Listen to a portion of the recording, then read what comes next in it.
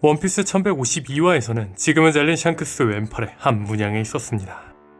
그리고 샹크스 왼팔에 드러난 문양은 원을 중심으로 양옆에 날개 혹은 뿔과 같은 형상이 대칭적으로 뻗어나가는 디자인입니다.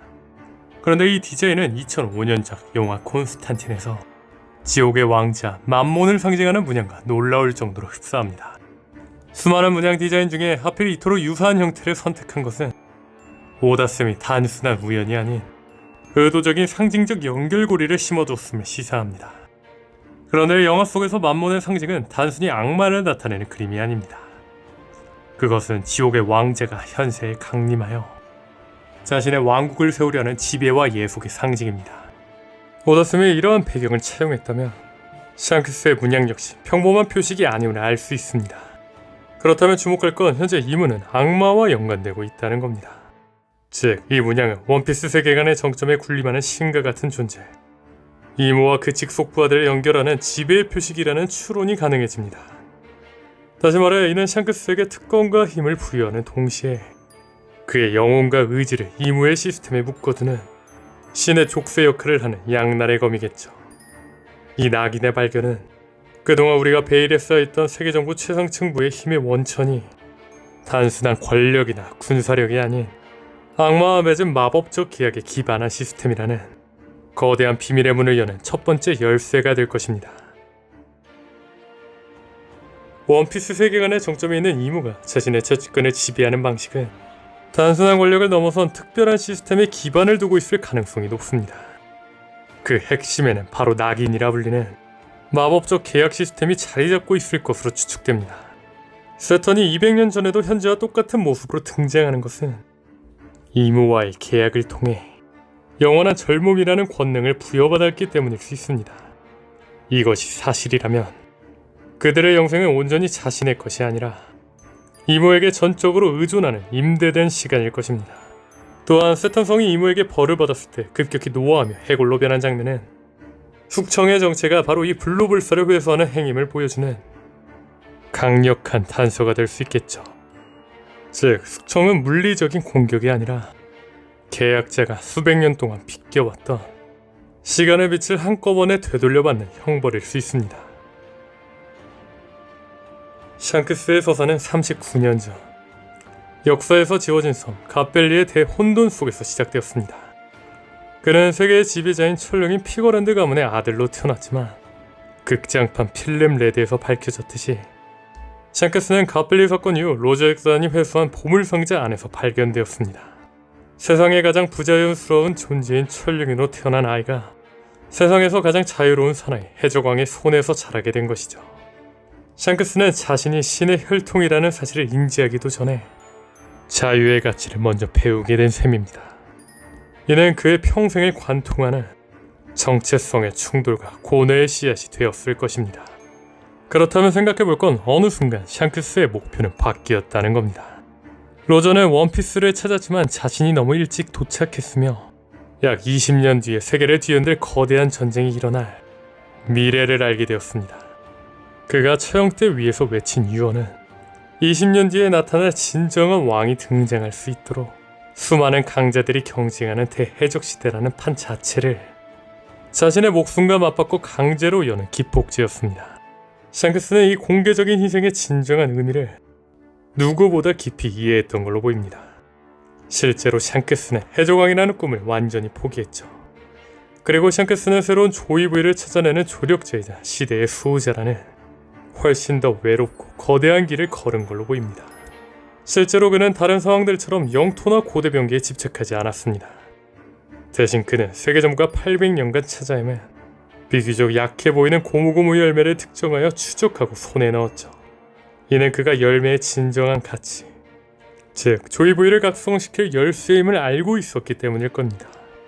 또한 그는 전쟁을 걱정하며 에이스가 티치를 치지 못하도록 인수하며 설득했고 전쟁이 최악의 상황으로 치닫자 직접 나타나 종결시켰습니다.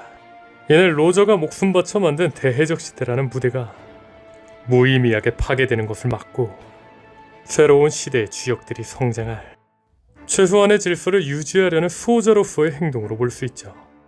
이처럼 샹크스의 모든 행보는 해적왕이 아닌 다음 시대를 열 조이브를 위한 조력자라는 단 하나의 목표를 향하고 있었습니다.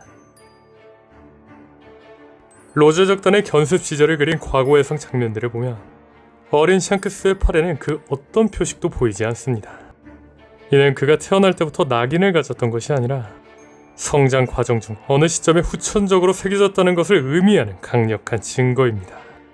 그렇다면 생각해볼 건 샹크스는 마리조아에 돌아간 적이 있다는 겁니다. 즉, 샹크스는 마리조아에 방문했을 때 낙인을 받았다는 가설에 도달할 수 있습니다. 이 가설대로라면 샹크스가 어떻게 세계정부가 호송하던 고무고무 열매의 위치를 알 수 있었는지, 고무고무 열매의 정체가 무엇인지를 알 수 있는 단서가 될 수 있겠죠. 즉, 샹크스는 조력자로서의 역할을 위해 이모의 수호가 되었다는 겁니다. 하지만 여기서 한 가지 의문이 생깁니다. 수호자로서 자유롭게 움직여야 할 샹크스가 왜 스스로 이모의 시스템에 묶이는 족쇄를 차는 모순적인 선택을 했을까요? 이 모순을 해결할 유일한 열쇠는 아마도 샹크스가 가진 경지불명의 견문색 패기, 즉 미래를 보는 능력일 것입니다. 견문색 패기는 다른 패기와는 다르게 타고난 재능의 영역에 크게 작용하는 것으로 보입니다. 실제 오토임의 왕비에 타고난 견문색이 저녁의 소리를 듣는 것처럼 견문색은 수련만으로는 도달하기 힘든 선천적인 재능을 가진 인물들이 존재합니다. 그렇다면 생각해볼 건 샹크스는 미래를 아는 것처럼 보이는 행동을 보이고 있었다는 겁니다. 즉, 마담 셜리의 예지 능력 역시 견문색일 수 있으며 샹크스의 미래 예지 능력 역시 셜리처럼 미래를 볼 수 있는 거 아닐까요? 즉, 그는 마리조아에 잠입하기 전부터 자신의 왼팔이 언젠가 미래를 위해 바쳐질 운명임을 이미 알고 있었던 것이라는 겁니다. 다시 말해 샹크스가 낙인을 받은 것은 족쇄를 평생 짊어지겠다는 의미가 아니었다는 거죠. 샹크스가 CP0의 호송선을 습격한 사건은 샹크스가 더 이상 마리조아 내부의 스파이를 그만두고 시스템에 대한 정면적인 반역을 시작했음을 의미하는 상징적인 사건으로 볼 수 있습니다. 다만 앞서 샹크스의 팔에 새겨진 낙인이 이모와의 계약을 증명하는 초자연적인 표식이라는 가설을 세웠습니다. 그렇다면 샹크스가 열매를 손에 넣고 도주하는 그 순간 그의 팔에 새겨진 낙인은 일종의 경보장치처럼 작동하여 그의 배신을 이모와 세계정부 최상층부에게 즉각적으로 알렸을 것이라고 추측해 볼 수 있습니다. 그렇다면 샹크스는 어떻게 이 위협에서 살아남을 수 있었을까요? 세턴성이 이모에게 벌을 받았을 때 그는 급격히 노화하며 해골로 변했습니다. 이는 숙청이 수백 년과 밀려온 시간을 강제로 회수하는 형벌임을 시사합니다. 이 단서를 바탕으로 생각해보면 이모의 가장 강력한 처벌인 시간 회수는 젊은 샹크스에게는 아무 의미가 없었을 것입니다. 수백 년의 빚을 진 오로송에게는 치명적이지만 고작 몇 년의 시간밖에 빌리지 않은 그에게는 효과가 거의 없는 사실상 무효화되는 형벌이라는 거죠. 또한 샹크스는 폐영색만으로 해군대장 아라마키를 무력화시키는데 초월적인 패기 실력을 보여주었습니다. 만약 숙청 외에 이모가 다른 직접적인 공격을 시도했더라도 샹크스는 자신의 압도적인 폐영색 패기로 그 공격을 막아냈거나 저항하며 탈출한 시간을 벌었을 것이라고 추측해 볼 수 있죠. 현재 엘바프에서 벌어지고 있는 비극, 즉 악마와 같은 모습으로 변한 도리와 브로기, 그리고 불사신처럼 보이는 신의 기사단은 모두 이무와의 계약으로 인해 무력이 강화되지만 통제받는 상태일 것으로 추측해 볼 수 있습니다. 그렇다면 이들은 어떻게 상대해야 할까요? 여기서 스코퍼 가반의 행동이 중요한 단서가 됩니다. 가반은 신의 기사단을 공격하기 위해서는 폐양색이 필요하다고 언급했고 실제로 폐양색 패기를 사용하여 소머즈에게 상처를 입혔습니다. 하지만 소머즈는 다시 재생했습니다. 이 장면은 폐양색 패기가 그들의 방어를 뚫고 데미지를 줄 수 있는 필수 조건이지만 계약의 근원인 재생 능력 자체를 막지는 못한다는 한계를 암시합니다. 즉 폐양색은 공격 수단일 뿐 공략법 그 자체가 되지는 못하는 것으로 보입니다. 그렇다면 진정한 공략법은 어디에 있을까요? 우리는 12년 전 샹크스의 행적에서 그 힌트를 찾아볼 수 있습니다. 샹크스는 낙인이 있었을 것으로 추정되는 왼팔을 잃은 후 이무의 직접적인 통제에서 벗어난 듯한 독자적인 행보를 보였습니다. 또한 소머즈가 처음 배웠던 장면에서는 분명 낙인이 있는 걸로 추정되는 왼팔이 잘렸지만 이후 장면에서는 오른팔이 잘린 것으로 수정되는 점도 의미심장한 단서입니다.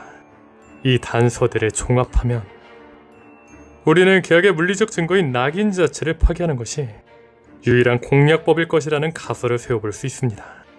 샹크스가 왼팔을 잃고 자유를 얻은 것처럼 보이는 것을 근거로 다른 계약자들의 재생 능력 역시 낙인이 파괴되는 순간 무효화될 가능성이 높다고 추측하는 거죠. 더 나아가 파괴 조건은 자신이 파괴하는 것이 아닌 타인이 파괴하는 것일지도 모르죠. 또한 소머즈의 장면 수정은 오더슨이 공략법을 순간적으로 보여주었다가 의도적으로 감춘 독자들을 위한 힌트일지도 모르겠네요.